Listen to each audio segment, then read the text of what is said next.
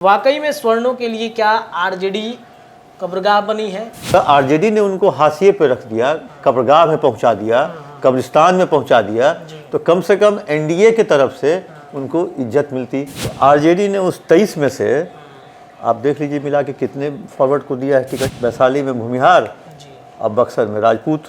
भूमिहार जो कार्तिकेय मास्टर जो एमएलसी बने उनको मंत्री बनाया गया था। पनोरमा ग्रुप, जो सोचता है वो करता है, आपके अपने सपनों का आशियाना। नमस्कार, भारत लाइव देख रहे हैं आप। देखिए, जैसा भारत लाइव या फिर हमारे संपादक एक बात कहते हैं कि एक समय में जदयू में जो लॉकुश के लिए कब्रगाह बन गई थी जदयू, वो परिस्थितियां अब राजद के अंदर उत्पन्न हो गई हैं। राजद में भूमिहार या फिर जो वैश्य समाज है, स्वर्ण समाज है, उनके लिए कब्रगाह बनती चली जा रही है। क्या वाकई में ऐसा हो रहा है? भूरा बाल साफ करो का नारा देने वाले लालू प्रसाद यादव या फिर आरजेडी की जो पार्टी थी, वो अब क्या उन जिस तरीके से बातें कही जाती थी भूरा बाल साफ करो के बारे में, वो क्या अब आरजेडी से छटक रही है? हक की बात में आज senior journalist Chandan Jha sir से हम चर्चा करेंगे, पूछेंगे, जानकारी लेने की कोशिश करेंगे कि आरजेडी बनी स्वर्णों की कब्रगाह, भूरा तो बच गया, बाल साफ हो गया। यानी कि भूरा क्या अभी भी लालू यादव के साथ है और जो बाल है वो क्या वाकई में साफ हो गया है? भूरा और बाल किसके लिए कहा जा रहा है, ये दर्शक अच्छे से भली बाती से आप सभी समझते हैं। क्या वाकई में स्वर्णों के लिए कब्रगाह आरजेडी बन गई है? चलिए सीधे senior journalist Chandan Jha sir के पास चलते हैं, पूछते हैं कि सर वाकई में स्वर्णों के लिए क्या आरजेडी कब्रगाह बनी है या फिर कुछ बचा है? देखिए, बिहार में रत्न जब से जातीय सर्वे हुआ तो भूमिहार और राजपूत लगभग बराबर है और ब्राह्मण की भी संख्या थोड़ी सी ज़्यादा है, मतलब भूमिहार राजपूत से, और लाला जो है तो सबसे कम पे है। सबसे कम है। तो पूरा मिला के अगर कहें तो फॉरवर्ड वोट लगभग 15% के आसपास है, जिस पर क्लेम तो एनडीए हमेशा से करता रहा।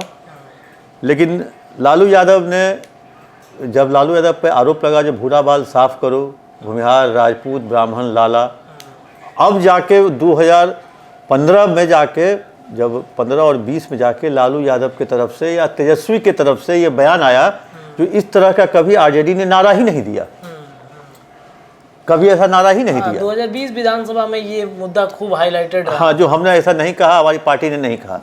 लेकिन आप देख लीजिए 40 सीट है महागठबंधन के पास, जिसमें से इस पे लड़ रही है आरजेडी की, सबसे अधिक पे लड़ रही है। जी, आरजेडी 23 सीटों पर लड़ रही है। तो आरजेडी ने उस 23 में से आप देख लीजिए मिला के कितने फॉरवर्ड को दिया है टिकट। एक दिया है बक्सर और एक दिया है वैशाली। वैशाली में भूमिहार, अब बक्सर में राजपूत। बक्सर मजबूरी थी, आखिरकार जगदानंद सिंह के बेटे हैं सुधाकर सिंह। हाँ जी। लेकिन उसी सुधाकर को हटाया भी गया मंत्रालय से, कृषि मंत्री से। हाँ, उसको हटाया भी गया। तो वहाँ फिर हुआ था अन्याय फॉरवर्ड के साथ।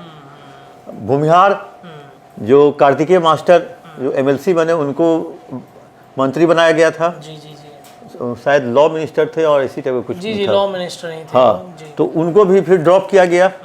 तो फिर वहाँ एक तरफ आप ड्रॉप कर देते हैं और फिर एक तरफ दोनों को टिकट भी दिए। तो इसीलिए फॉरवर्ड वोट या फॉरवर्ड के प्रति लालू प्रसाद का रुझान नहीं है, क्योंकि वो जान रहे हैं जो एमवाई मेरे साथ है। तो एमवाई जब वो होने का दावा करते हैं तो वो उनको लगता है जो तब हमको इनकी क्या ज़रूरत है, बिल्कुल। जबकि वहीं देख लीजिए दूसरी तरफ जो महागठबंधन के जो दूसरा जो घटक है कांग्रेस, उन्होंने दिया है टिकट। उन्होंने एक भूमिहार को महाराजगंज से दिया, ब्राह्मण को दिया यहाँ से बेतिया से जी। उसके बाद 2 मुस्लिम को दिया। तो एक तरह से कहें तो, और बीजेपी तो सबसे अधिक, बीजेपी ने फॉरवर्ड में, इसमें भी हम कहेंगे जो थोड़ा सा बीजेपी भी भूमिहार को हाशिए पे रखा है। वहाँ पे 5 राजपूत हैं लेकिन पांचों सिटिंग एमपी थे। सिटिंग एमपी का कैसे टिकट काटते, बिल्कुल। चाहे वो आर के सिंह हो, राधा मोहन सिंह हो, या जो भी लोग हैं, राजीव प्रताप रूढ़ी है, सिगरीवाल है, जी। तो इन सब का टिकट कैसे काटते। तो इसीलिए 5 राजपूत को देना उनको था मजबूरी। भूमिहार मिले आपको गिरिराज सिंह, एक और कहीं से भूमिहार, हाँ विवेक ठाकुर जी। हाँ, तो भूमिहार की ये डिमांड रही है, जो अगर आरजेडी ने उनको हाशिए पे रख दिया, कब्रगाह में पहुंचा दिया, कब्रिस्तान में पहुंचा दिया, तो कम से कम एनडीए के तरफ से उनको इज्जत मिलती। भूमिहार को जितना राजपूत प्रतिशत वोटर है उतना ही भूमिहार भी है। तो भूमिहार समाज से ये बात उठने लगी, जो भूमिहार के साथ कोई पार्टी ने न्याय नहीं किया। उसको आशा थी जो एनडीए से मिलेगा, एनडीए में भी नहीं मिला। हाँ, जेडीयू से एक राजपूत को मिला और एक भूमिहार को मिला, ललन सिंह को मिला। तो जेडीयू भी उतना मतलब फॉरवर्ड के प्रति लगता है जो उतना उदार दिल का नहीं है। तो उसकी आशा थी बीजेपी से, तो लेकिन अब नहीं मिला, तो अब क्या कर सकते हैं। लेकिन आखिरकार वोटर तो एनडीए का ही है। गिरिराज सिंह, एक और कहीं से भूमिहार, हाँ विवेक ठाकुर जी। हाँ, तो भूमिहार की ये बीजेपी ने दिया है गोपाल जी ठाकुर को। तो एक तरह से कहे तो मतलब राजपूत एनडीए में वर्चस्व के साथ हैं, चाहे वो नीतीश कुमार की पार्टी से हो या फिर बीजेपी से। और सबसे ज़्यादा हाशिए पर है ब्राह्मण और भूमिहार। तो इसलिए हम इस चर्चा को इसलिए कर रहे हैं क्योंकि हम लोग बेसिकली ये खबर उठाए थे आरजेडी से, जो आरजेडी के खेमे में सवर्ण जाति न के बराबर है उनके कैंडिडेट, और सवर्णों को एक तरह से लालू प्रसाद यादव या उनकी टीम ने, जो उनका कोर वोट बैंक है एमवाई समीकरण, वो भी तो अब नहीं दिख रहा है। कुशवाहा को वो लोग ज़्यादातर वोट दे रहे हैं, एमवाई समीकरण से भी किसी को उतना नहीं दिया। शहाबुद्दीन की पत्नी हैना साहब को लेकर चर्चा चल रही थी कि भाई उनको टिकट मिलेगा तो जो एम समीकरण है वो शायद बचा रहेगा, लेकिन उनके टिकट ना मिलने की वजह से नाराज़गी एक मुस्लिमों में कुछ वोटर्स पर असर भी डाल रहा है। तो वो अपना कोर वोट बैंक भी तो नहीं बचा पा रहे हैं आरजेडी ने जिस तरह से यादवों को टिकट दिया, काफ़ी संख्या में 23 में शायद 8 या 9 यादव को टिकट दिया है। अब मुस्लिम शायद लगता है दो है। तो वैसी स्थिति में मुस्लिम के पास तो ये मैसेज गया होगा, जो भाई हमारे 18% हम इनको वोटर हैं, हमसे कम प्रतिशत हैं यादव, और इसके बाद भी वो टिकट में तरजीह दिए यादवों को, मुसलमानों को नहीं दिए। तो क्या ये बातें आई है, इन बातों को ओवैसी ने अपने प्रचार में कहा है, जो कब तक करोगे गुलामी उस पार्टी की, उस परिवार की, वहाँ से जंजीर तोड़ के बाहर निकलो।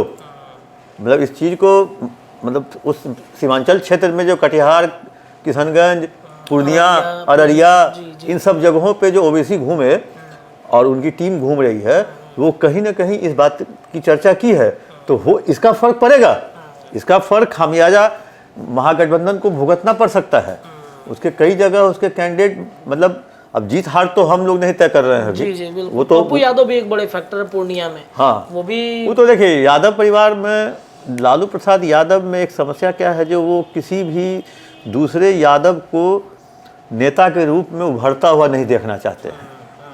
या तो लालू उभरे या उनका पुत्र तेजस्वी उभरे, बाकी कोई नहीं उभरे। मीसा भारती उभरे, रोहिणी उभरे, लेकिन वो जयप्रकाश को नहीं देखना चाहेंगे, पप्पू यादव को नहीं देखना चाहेंगे, चाहे ललित यादव को नहीं देखना चाहेंगे, जो ये यादव का परिवार को नहीं देखना चाहेंगे। शरद यादव का बेटा आया था शांतनु टिकट लेने के लिए मधेपुरा से, उसको नहीं देखना चाहेंगे। तो इनको एक तरह से कहे, जो अपने समाज में भी दबे कुचले टाइप के लोग कोई देखना चाहते हैं, बढ़ाना नहीं चाहते हैं। तो इसीलिए इनका तो मुस्लिम इस पर वोट बैंक है, वो कहीं ना कहीं प्रभावित हो सकता है ओबीसी के कारण, और सवर्ण को तो ये हाशिए पर रख दिए, कब्रगाह में डाल दिए हैं। तो ये एक मुद्दा है जो आरजेडी के अंदर एक पनप रहा है कि गिरिराज सिंह, एक और कहीं से भूमिहार, हाँ विवेक ठाकुर जी। हाँ, तो भूमिहार की ये आती है, क्या विधानसभा पर इसका असर कुछ पड़ेगा सर? विधानसभा पर कुछ असर पड़ेगा कि नहीं? विधानसभा पे असर तो बिहार में पड़ेगा। इस बार विधानसभा चुनाव 25 में जो 243 सीट में से आज ही हम कहीं हम देखें आर्टिकल, जो जन सुराज पार्टी जो है, जो कई राज्यों में सरकार बनवाई, उनका दावा है जो हम जो स्ट्रैटेजी तय करते हैं तो उसकी सरकार बनती है, जिसके लिए हम काम कर देते हैं उसकी सरकार बन जाती है। और वही उसके जो हैं प्रशांत किशोर, उन्होंने आज दावा किया है जो 143 सीट पर वो अपना कैंडिडेट उतारेंगे विधानसभा में। और जब उनका कैंडिडेट जीत गया यहाँ छपरा सिवान के आसपास, जो उनका एमएलसी वाला, जी एमएलसी जीता था। हाँ, तो जब वो मतलब जीत गया तो अब समझ सकते हैं जो इसका असर पड़ेगा ही। तो इसलिए हम लोग प्रशांत किशोर को भी इग्नोर नहीं कर सकते हैं।